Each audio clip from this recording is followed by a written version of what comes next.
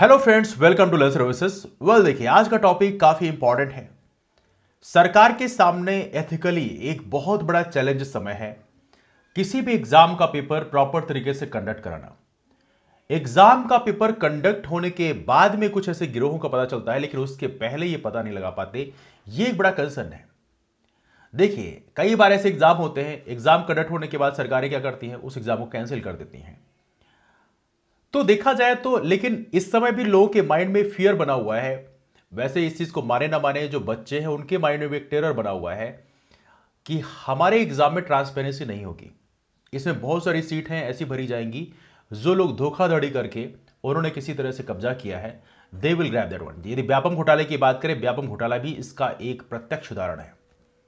As of now NEET के exam का हुआ, तो ऐसा नहीं कि सिर्फ नीट एग्जाम के जो अभ्यर्थी हैं वही इस बात को सुने। हर किसी को सुनना चाहिए कि जो एग्जाम कंडक्ट हुए उसमें पेपर लीक हुआ, कई सारे गिरोहों का बाद में पता चला। नाउ आप इसको क्या कहेंगे? सरकार की विफलता नहीं कहेंगे तो और क्या कहेंगे? जब कोई भी एग्जाम सरकार कैंसिल करती है तो पता होना चाहिए आप लोगों को, एक करोड़ों रुपए पैसे खर्च होते हैं। और वो करोड़ों रुपए जो पैसे खर्च होते हैं, वो कोई मुख्यमंत्री या मंत्री जो है अपने जेब से पे नहीं कर रहे होते हैं।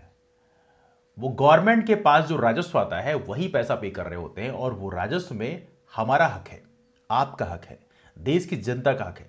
जो पैसा डेवलपमेंट में खर्च होना चाहिए, वो सरकार की विफलता के कारण एक ऐसी चीज में खर्च हो रहा है जहां पे खर्च होना ही नहीं चाहिए था। तो कहीं ना कहीं ये बड़ा पेनफुल है। सरकारें बहुत सारे प्रोमिस करती हैं। हमारे कुछ मंत्री हैं, विधायक हैं, सांसद हैं, वो अपने हर एक स्पीच में उनके जुबान में दो ही वर्ड रहते हैं, एक तो पाकिस्तान और दूसरा तालिबान, तीसरा धर्म, हिंदू मुस्लिम सिख ईसाई। लेकिन असल में जो प्रॉब्लम है वो प्रॉब्लम सॉल्व हो ही नहीं पाती है। प्रॉब्लम क्या है?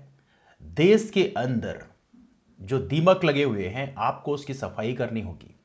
लेकिन उसकी सफाई करने के लिए आपका जो सिस्टम फेल हो रहा है उसमें आपको काम करना पड़ेगा। मतलब कुल मिला के ये है कि आपका खुद का हाजमा खराब है, वहां पे काम करने की जरूरत। This is the biggest problem right now.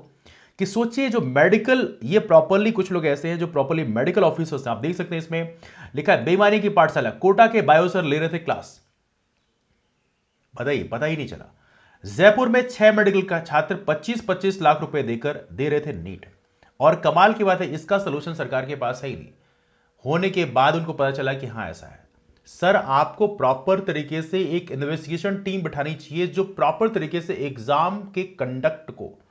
Exam को सही तरीके से कंडक्ट कराने के लिए रिस्पॉन्सिबल हो। क्योंकि हमारे देश में देखा जाए तो ये एक बड़ा चैलेंज बन चुका है, बहुत बड़ा चैलेंज। मैं तो कहता हूं ये बहुत बड़ी चोरी डकैती से बड़े लेवल का अपराध है।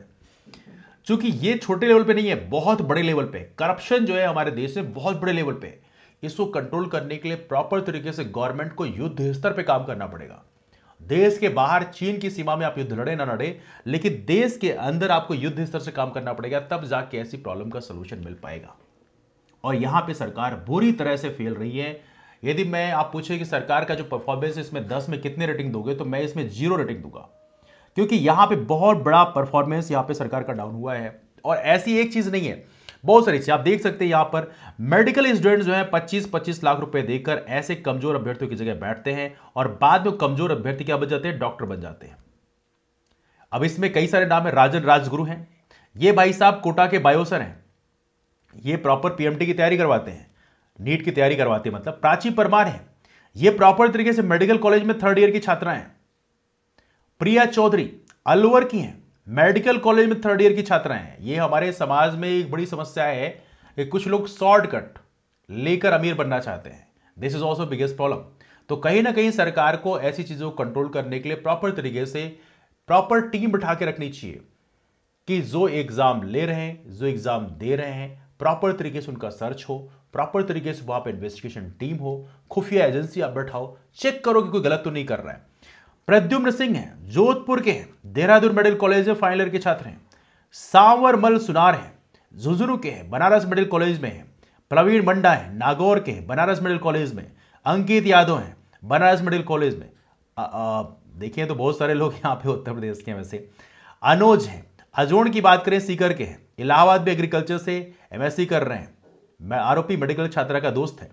महेंद्र सैनी सीकर के हैं, 12वीं पास है, मास्टरमाइंड राजन के लिए 3,000 रुपए में फोटो मिक्सिंग करवाते हैं। वेल देखिए, आप देखिए ऐसे ऐसे लोग हैं जो ऐसे ऐसे गिरोह बना रखे हैं। जैसे आप एग्जाम देने जा रहे हैं, वो जो फोटो आपके उसमें लगी रहती है, जिसको देखकर जो एक इन्विजिलेटर होता है वो चेक करता है, यहां पे पहले ही फोटो मिक्सिंग कर देते हैं, पता ही नहीं चलता सामने वाला है कौन है। तो कहीं ना कहीं ये ट्रांसपेरेंसी को चेक करने के लिए गवर्नमेंट को यहां पे एक बड़ा इन्वेस्टमेंट करने की जरूरत है। ऐसा नहीं सिर्फ बोल बच्चन कर लिए, प्रॉपर इन्वेस्टमेंट करो। जैसे आप S-400 इंटरसेप्टर मिसाइल लाने के लिए अरबों रुपए खर्च करते हो, वैसे आपको यहां पे खर्च करने की जरूरत है, प्रॉपर टीम रहने की जरूरत है और इसको टॉप प्रायोरिटी में रखने की जरूरत है। क्योंकि यदि हमारे देश में ऐसे बच्चे मेडिकल एजुकेशन में, इंजीनियरिंग एजुकेशन में या IAS IPS बनते हैं तो ये हमारे देश को अंदर से खोखला कर देंगे। और जब देश अंदर से खोखला हो तो बाहर कितनी ही मोटी आप परत बना लो, कोई फर्क नहीं पड़ता। इसके अलावा आप देख सकते हैं यहां पे लिखा नीट पेपर लीक, सीकर में पूरा सॉल्व नहीं हुआ तो हरियाणा भेजा था प्रश्न पत्र, 35 लाख के सौदे में सबका हिस्सा था। आप देख सकते हैं ये पूरा का पूरा सिस्टम बताया गया है इसमें। आप देख सकते हैं यहां पे फर्जीवाड़े के 5 तरीके बताएं, डमी अभ्यर्थी से लेकर प्रेस से लीक तक। डमी अभ्यर्थी करते हैं, परीक्षा के दौरान असल विद्यार्थी की जगह पर दूसरे अभ्यर्थी से परीक्षा दिलवाना, इसके लिए मूल अभ्यर्थियों से 7 से 10 लाख रुपए वसूलते हैं, है ना। सेंटर सेटिंग, परीक्षा केंद्र पर प्रबंधन सेटिंग करके इन्विजिलेटर लगाते हैं। देखिए इन्विजिलेटर भी इन्हीं का होता है। सोचिए यहां पर तो हमारी सरकारें जो है इन्वेस्टिगेशन ही नहीं कर रही कि इन्विजिलेटर जो है वहां पे जो जा रहा है, क्या इन्विजिलेटर भी तो करप्ट तो नहीं है। तो ये भी बेसिकली बड़ा मामला है। ये वे परीक्षा के दौरान पेपर की फोटो खींचकर बाहर पहुंचा देते हैं, मतलब इन्विजिलेटर ही गलती कर रहे हैं। ब्लूटूथ, इसके लिए अभ्यर्थियों को कान में छोटा सा ब्लूटूथ लगाते हैं, बाहर बैठे एक्सपर्ट से पेपर सॉल्व करवाकर अभ्यर्थी तक आंसर पहुंचाते हैं। सेंटर से पेपर लीक, परीक्षा केंद्र के प्रबंधन से मिलीभगत करके सेंटर तक पहुंचते ही पेपर की फोटो खींचकर मंगवा लेते हैं, पेपर लीक करते हैं। प्रेस से पेपर लीक, जहां पेपर छपता है वहां के कर्मियों से मिलकर करोड़ों पैसे देकर पेपर लगवाते हैं। तो आप सोचिए इस लेवल पेपर लीक हो रहे हैं, सरकारें यहां पे हाथ में हाथ धरे बैठे हुए हैं। 2-4 का पता चलता है, कईयों को पता भी नहीं चलता है।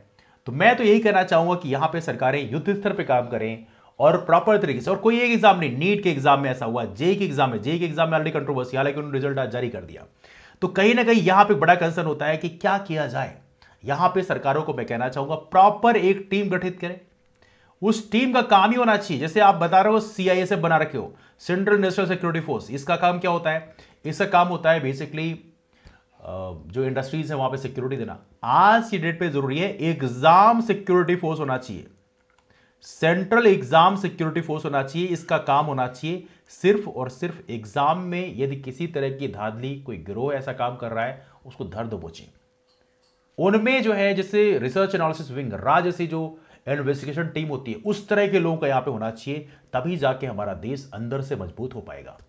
यदि हमारा देश ऐसे अंदर से खोखला हो जाएगा तो बाहर कितनी भी मोटी लेयर आप लगा लो, कितनी ही मिसाइल आप लगा लो, अंदर से ही देश खोखला हो रहा है, तो बाहर से आप युद्ध लड़के करोगे क्या?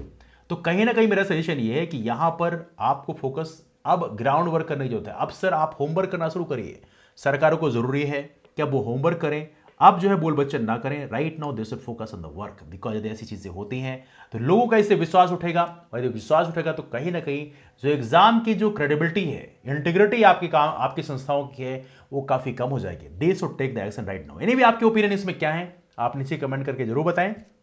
मुलाकात करते हैं आप लोगों से अगले वीडियो में, तब तक के लिए bye bye and take care.